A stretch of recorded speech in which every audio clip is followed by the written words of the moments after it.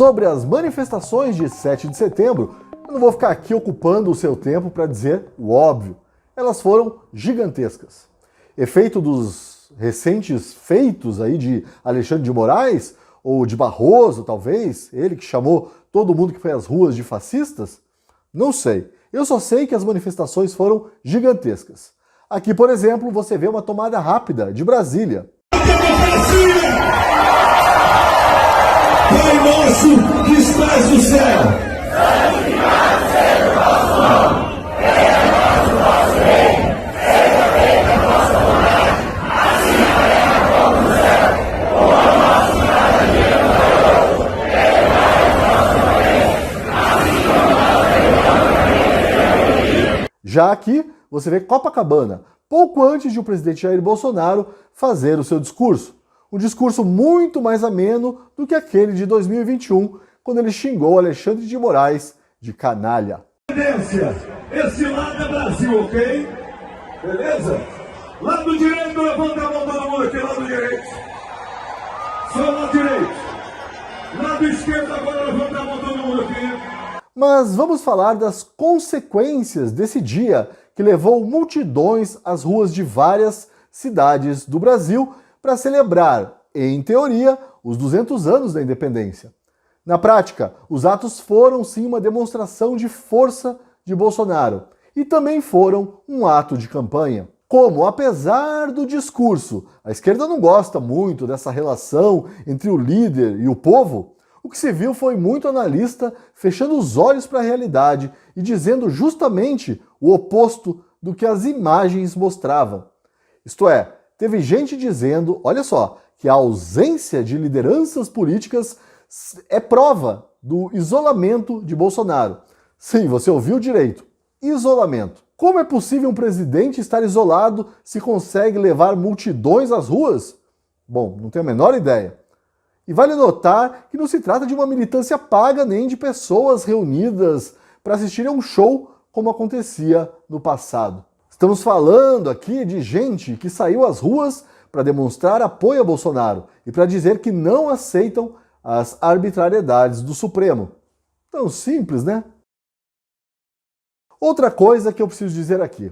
A ausência, sobretudo de Rodrigo Pacheco, presidente do Senado, Arthur Lira, presidente da Câmara, e Luiz Fux, presidente do STF, só mostra o quanto essas lideranças políticas alienaram o povo. Justamente o povo do qual emana todo o poder de acordo com a Constituição e de acordo com o bom senso. Se tivessem participado aí do ato cívico-militar, e ninguém está cobrando aqui que Fux, por exemplo, participasse do ato de campanha do Bolsonaro, claro. Se eles tivessem participado do ato cívico-militar, principalmente Fux e Pacheco teriam destruído a narrativa de que o poder vive encastelado nos palácios, distante da realidade do povo. Ou seja, eles perderam uma grande oportunidade de mostrar que essa democracia que eles pregam em cartinhas assinadas por intelectualoides é para valer. Mas não é, claro, a gente sabe disso. Aliás, sobre o povo que esteve presente às manifestações de ontem, o ministro Luiz Roberto Barroso, do STF, há algumas semanas disse que o 7 de setembro mostraria o tamanho do fascismo no Brasil. Eis o que o povo tem a dizer ao ministro. O motivo da minha presença aqui, como de todos os brasileiros que estão na rua hoje, é de dar um grito e de comemorar os 200 anos da nossa liberdade e apoiar, né, uma eleição limpa, justa, para que possamos ter, num futuro bem próximo, as nossas garantias constitucionais. Esse depoimento é um trecho de uma reportagem exclusiva do meu amigo Luiz Kawaguchi para a Gazeta do Povo. Mudando de assunto, é óbvio que a esquerda, na figura sempre serelepe do senador Randolph Rodrigues, pretende judicializar o movimento popular de 7 de setembro. Eis o que o senador, parça de Alexandre de Moraes, escreveu ainda ontem no Twitter. Ajuizaremos ação junto ao TSE para apurar o abuso da máquina pública cometido por Bolsonaro hoje. E daí ele desanda a tentar promover aquele factoide dos imóveis pagos com dinheiro vivo. A essa hora, aliás, Randolph Rodrigues já deve estar circulando pelos corredores do STF procurando os amigos para entregar a petição. E não é só o senador que defende judicializar as manifestações de 7 de setembro. O jornal O Globo, em editorial, diz que o TSE, presidido por Alexandre de Moraes, tem o dever de investigar o 7 de setembro. O dever.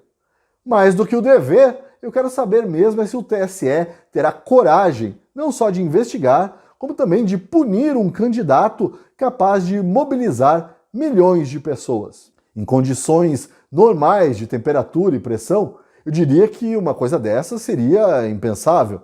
Mas a gente não pode se esquecer de que quem preside o TSE é Alexandre de Moraes.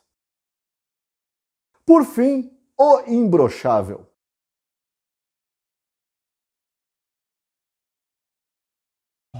Imbrochável, imbrochável, imbrochável, imbrochável, imbrochável. Bolsonaro fazia um discurso ameno em Brasília quando resolveu falar da primeira-dama Michele Bolsonaro, beijar a primeira-dama e puxar esse coro aí para si mesmo. Resultado, a imprensa militante ignorou tudo o que foi dito no discurso e se concentrou no tal do imbrochável. Teve até escritor fazendo questão de esclarecer que imbrochável se escreve com CH e não com X. E veja só o que disse a jornalista Eliane Cantanhede. Ele vai colher votos com o que ele fez hoje? Olha, quando ele fala de imbrochável, eu fico pensando nos milhões de homens que têm problema de ereção e que não vão gostar disso, vão se sentir, sabe, atingidos, magoados. As mulheres... Mais do que uma análise digna de risos, para mim a fala da colega mostra a que nível chegou o descolamento da realidade por parte de um jornalismo militante. Sério mesmo que Cantanhede, tão experiente, acredita que alguém se ofendeu com essa fala aí de Bolsonaro? Será que ela acredita que os homens que porventura sofram de disfunção erétil se sentiram ofendidos e que por isso votarão em Lula, Ciro, até Tebet?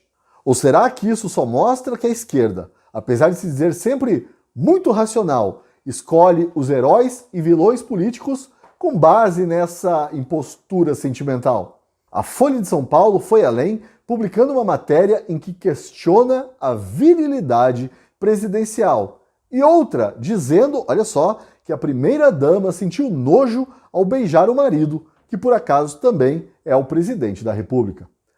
Esse é o nível de desespero que Bolsonaro causa na esquerda, obrigando os militantes a exporem essa visão estética de mundo, uma visão elitista, dissociada de um povo sempre tratado como fascista ou qualquer ofensa do tipo. Não nego, nessas horas dá até vergonha de ser jornalista. Até amanhã.